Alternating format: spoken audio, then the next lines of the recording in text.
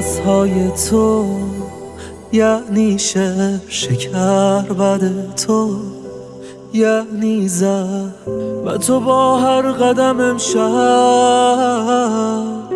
چه دلها برده ای در شب.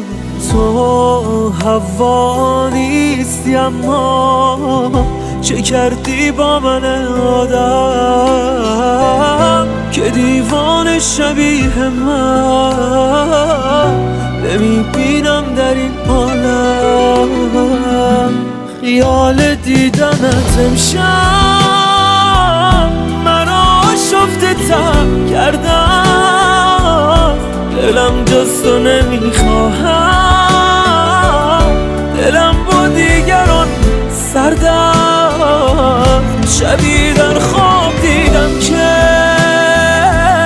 تو میگویی به من برگرد و در موی پریشانت مرا آرام خواهی کرد.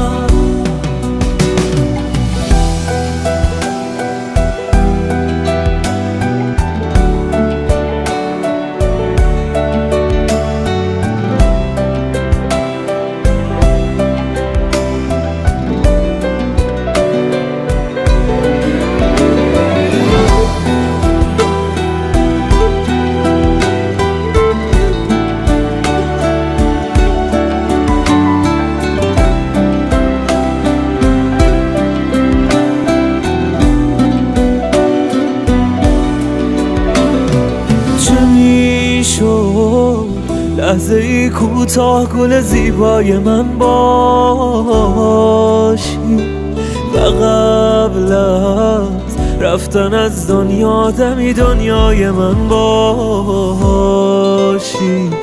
چه میشد لحظه ای کوتاه کنارت ساده بنشینم،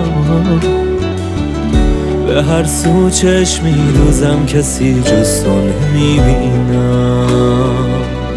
خیال دیدنت امشب مرا شفته تر کردم، دلم جز تو نمیخواهم، دلم با دیگران سردم. شبی در خواب دیدم که تو میگویی به من برگرد